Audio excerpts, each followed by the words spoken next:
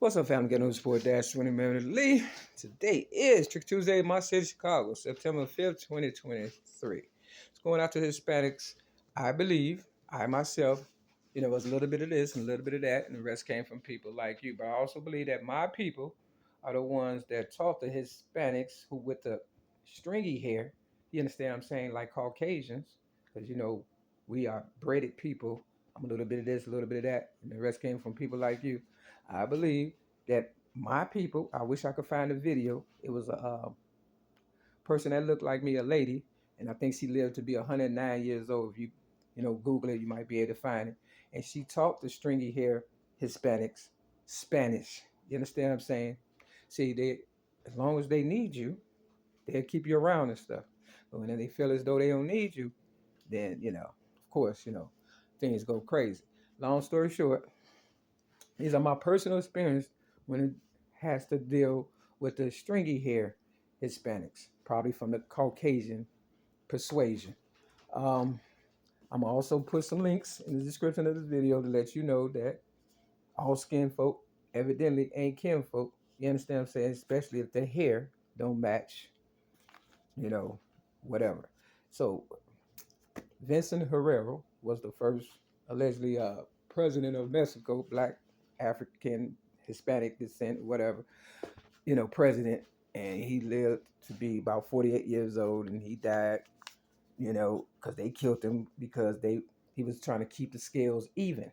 And rich people didn't like the fact that he was taxing them and helping the poor and trying to make things fair or whatever. He allegedly abolished slavery before Abraham Lincoln, September the 16th of 1829. September the 16th is coming up real soon.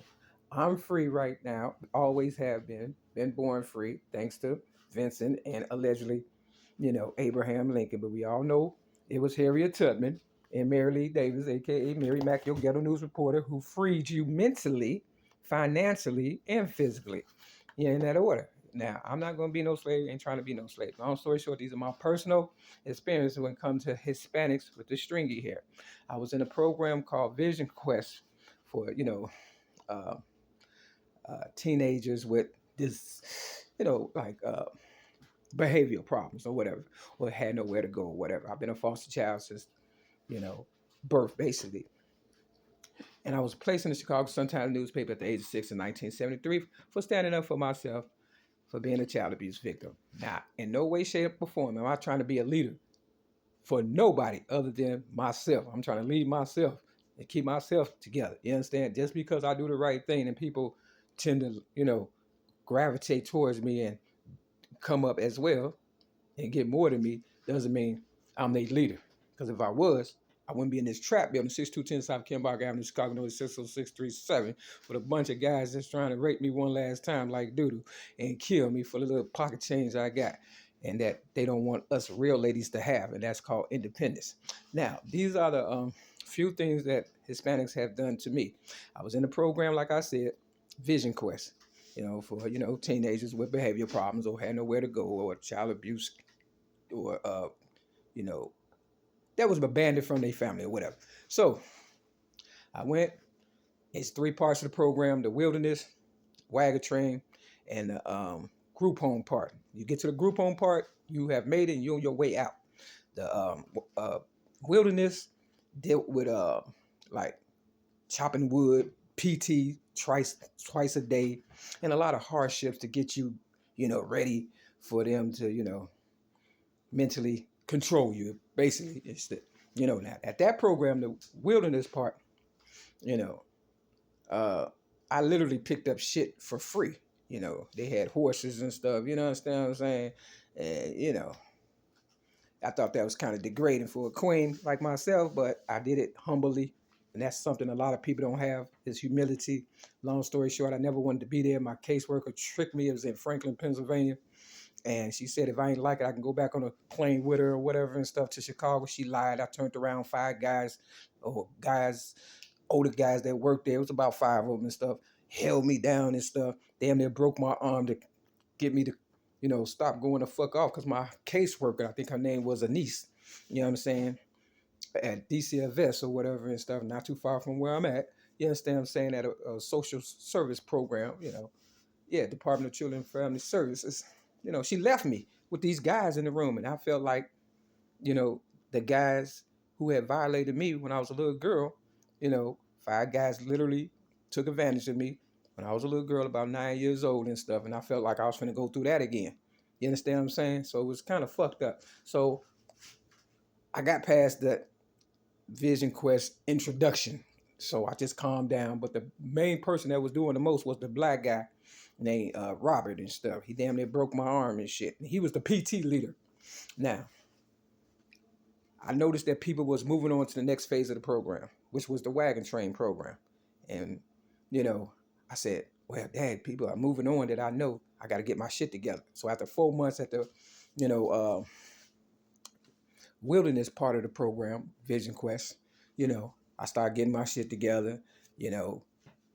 Robert, who damn near broke my arm, the PT leader, wanted to make an example out of me because, I kept running up on him because I never forgot what he did to me during the introduction when he damn near broke my arm. So I kept running up on him like, nigga, I'm going to get you back, right? This is what my mind at 15, I was 16 by now. At 16 was thinking.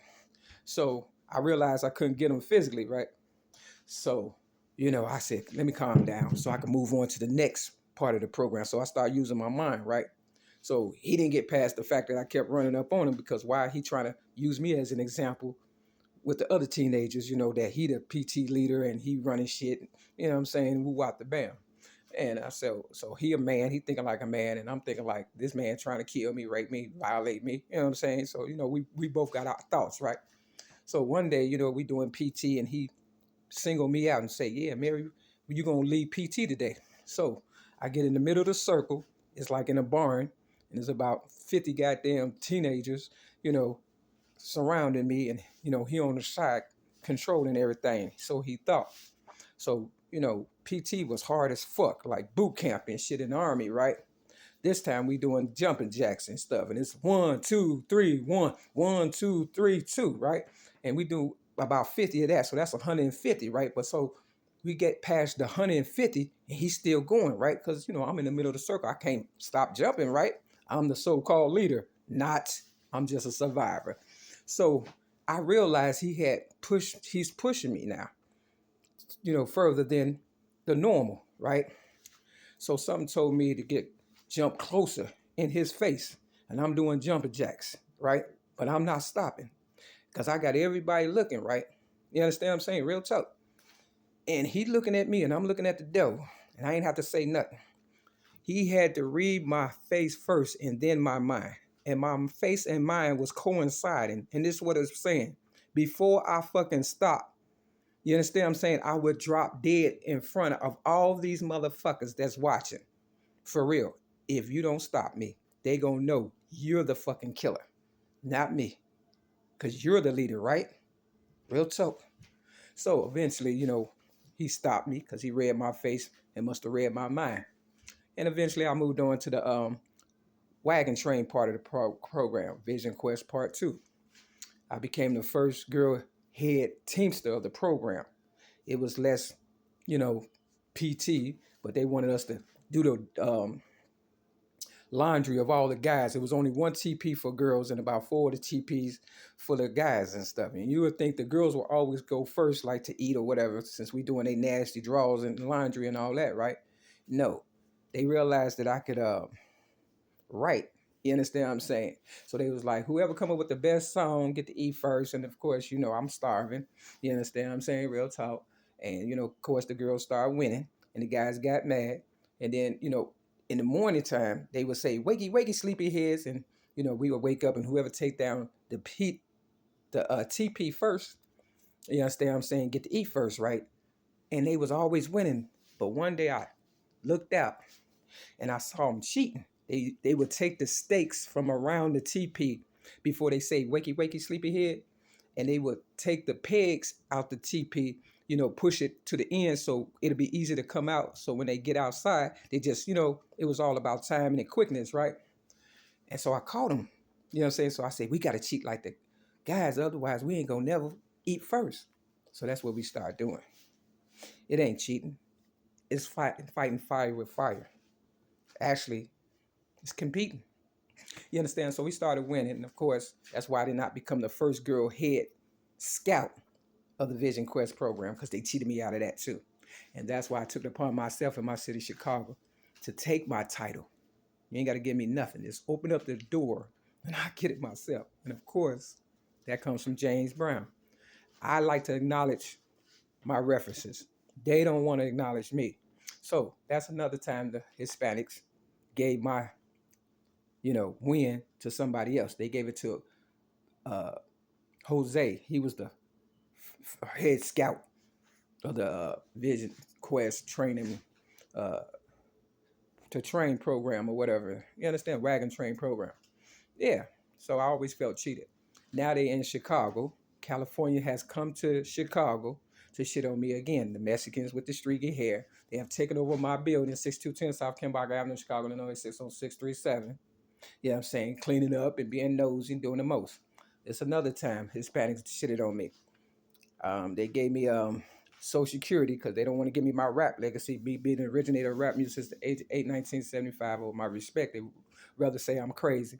So I was with my ex-girlfriend, Donna Marie Evans, who's a real estate agent, banker. She was a famous prostitute, gangbang, all kind of shit. She was a Gemini, just like me. I was born May 25th, 1967. She was born, June 19th.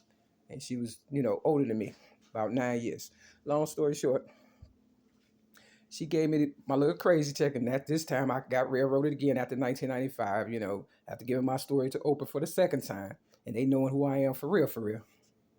You know what I'm saying? Somebody, you know what I mean? Just a survivor trying to thrive, and they don't want me to thrive, but I will. Long story short, Donna Marie Evans gave me my Social Security check in cash. God said, put the whole check on the windowsill at the place I was at in my room and walk out the door. That's what I did. You understand what I'm saying? Now, when I say God said, it was a thought. It was just came to me. And I did. And there was a Mexican cleaning up my room. And I went back and not $1 was left. Didn't leave me $1. They come to steal, kill, and destroy. I worked at a place called Food Stuff in Evanston, not too far from Rogers Park, where I helped a lot of Hispanics get sober, and I was a resident before I got railroaded again, May 31st, 2008, for so-called disarming a police officer in Rogers Park, not too far from the AA meeting, who I helped a lot of Hispanics and foreigners, you know what I'm saying, for so-called disarming police officers, something I did not do, but as you know the story already. So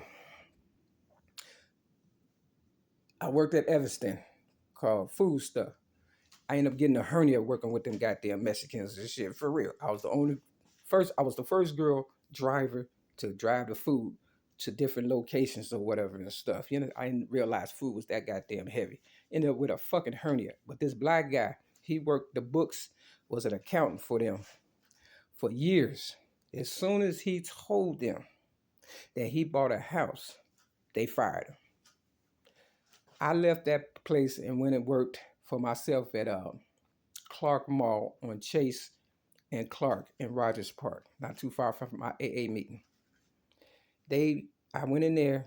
Before I could get started, I lost at least $2,000 messing with the Mexicans and stuff because they didn't like how I set up my spot. It was nice. They said it was a problem with me and the guy selling music. So they put me in the front in a smaller spot, and I lost a lot of money. But it was a Hispanic person selling Spanish music. They said it'd be okay. He's not selling what you're selling. Don't you know, before it was over with, he was selling what I was selling, American music, and I still had to pay. I lost everything because Tupac said, get along with the Mexicans. It'd be peace on the set again. If they killing their own president, what you think they'll do to me? We all family. If I die, we all die. That's my story. I'm sticking with it. I'm a little bit of this, a little bit of that, and the rest came from people like you. You know what I'm saying? The Bible says you can get away, be forgiven for everything except going against the Holy Ghost. And that's the truth. This the one. I'm number one, motherfucker. And don't ever forget it. I could kill you in the middle of fucking City Hall and get away with it. You better leave me alone, because I stood up and treated you like family, and you shitted on me. Peace.